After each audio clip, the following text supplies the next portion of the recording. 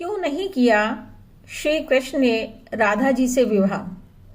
कृष्ण एवं राधा विवाह न होने के पीछे कई कारण माने जाते हैं। जब भी कोई जाप करता है तो राधे श्याम राधे कृष्ण ही बोलता नजर आता है और दोनों के प्रेम की चर्चा वृंदावन की गली गली मोहल्ले मोहल्ले में रही है।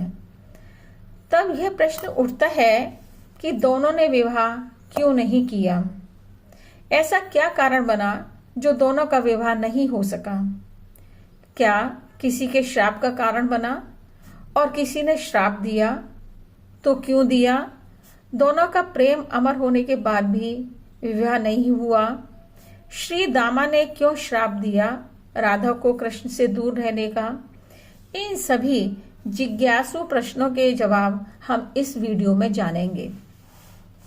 ऐसा कहा जाता है जब भगवान कृष्ण मथुरा जा रहे थे तब राधा जी ने भगवान कृष्ण से पूछा कि वह उनसे विवाह क्यों नहीं कर सकते।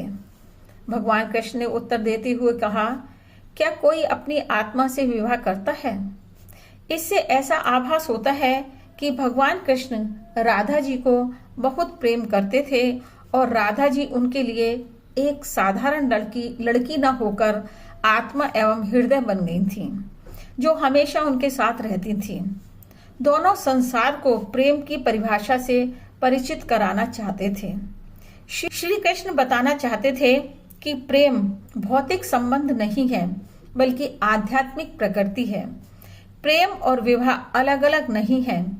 जैसे राधा और कृष्ण बिना विवाह के भी सदियों से एक हैं। जहाँ कृष्ण का नाम आता है वहाँ राधा का नाम न आए असंभव है। राधा और कृष्ण का मिलन जीवात्मा और परमात्मा का मिलन है। सबको प्रेम सिखाने वाले कृष्ण का नाम राधा के साथ ही लिया जाता है। एक अन्य मतानुसार ब्रह्म वैवर्त पुराण में एक पौराणिक कथा आती है। श्री कृष्ण के साथ राधा जी गोलोक में रहती थीं। एक दिन राधा जी भगवान कृष्ण का बहुत देर से इंतजार कर रही थीं।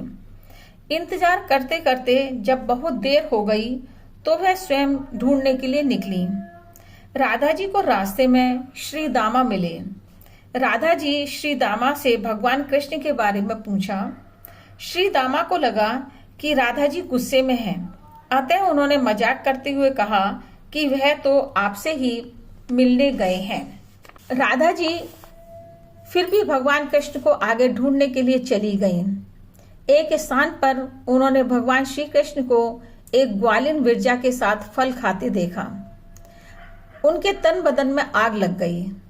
अपनी जान से भी प्रिय प्रियतम को किसी अन्य स्त्री के साथ देकर उसको श्राप देते हुए बोली, तुम गोलोक एवं भूलोक में नदी का प्रवाह बनकर बहती रहोगी। श्राप के परिणाम स्वरूप विरजा नदी का रूप धारण कर वहां से अंतर्ध्यान हो गई। इतना कुछ होने के बाद भी राधा जी का क्रोध शांत नहीं हुआ और उन्होंने श्री दामा को श्राप देते हुए कहा कि अगले जन्म में तुम चंद्रचूड़ नामक राक्षस बनोगे। यह सुनकर श्री दामा जी से रहा नहीं गया। उन्होंने भी राधा जी को श्राप देते हुए कहा, आप मानव रूप में हमेशा श्री कृष्ण को पाने के लिए तरसती रहोगी।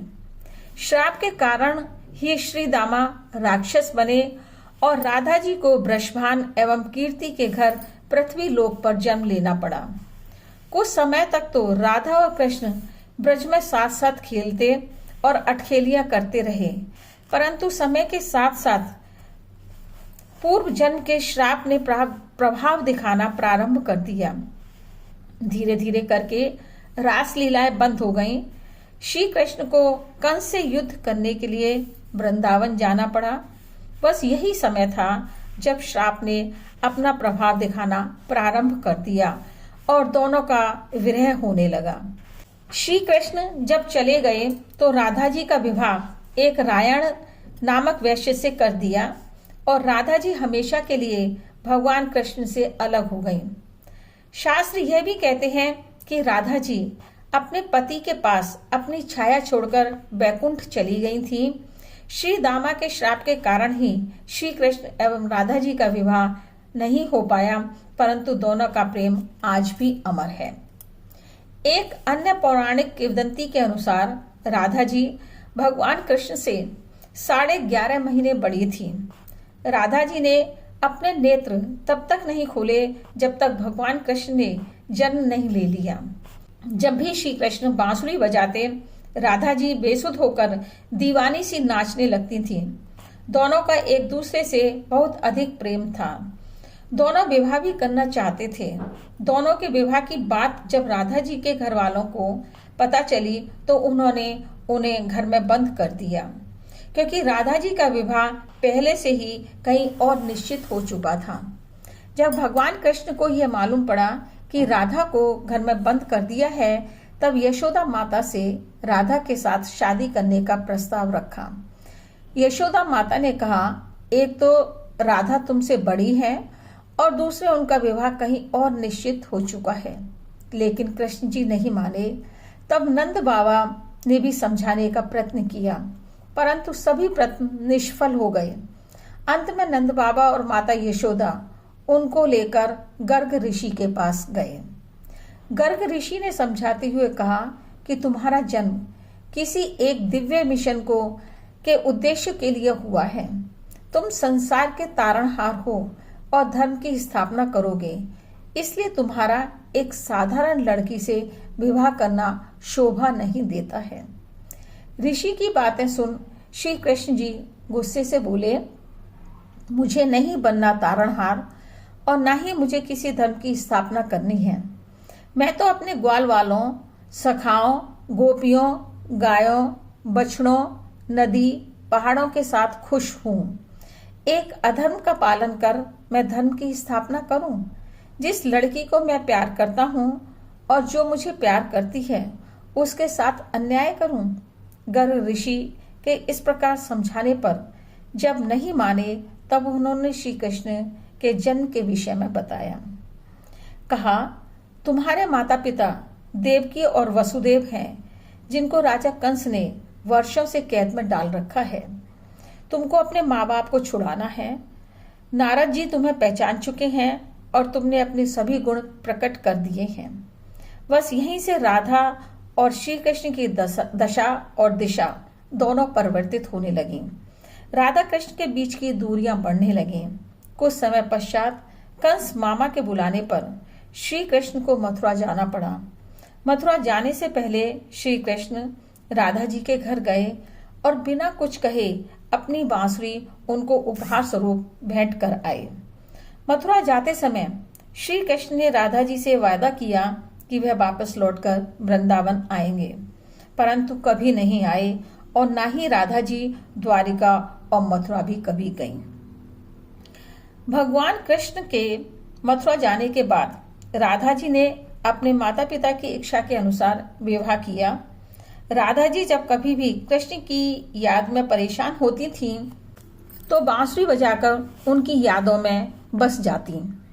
एक और अन्य कथा के अनुसार राधा जी ने ही श्री कृष्ण से विवाह करने को मना कर दिया था, क्योंकि राधा जी तो यशोदा पुत्र कान्हा से विवाह करना चाहती थी।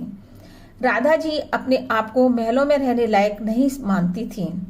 सभी की इच्छा थी कि श्री कृष्ण एक राजकुमारी से विवाह करें, इसलिए राधा जी ने श्री कृष्ण से विवाह न करने का पक्का मन बना लिया था। इसके साथ साथ राधा जी को यह महसूस होने लगा था कि श्री कृष्ण भगवान हैं और मैं एक भक्त, तो भला भगवान और भक्त का विवाह कैसे संभव है? जहां जहां राधे वहां जाएंगे मुरारी। राधा रानी अगर रूप है तो रंग है मुरारी। राधा अगर परिधान है तो अंग है मुरारी। जैसे फूल में सुगंध बसती, वैसी ही हर घड़ी राधा जी के संग है मुरारी। प्रेम से बोलो राधे राधे। कमेंट बॉक्स में अवश्य लिखें राधे कृष्ण राधे कृष्ण।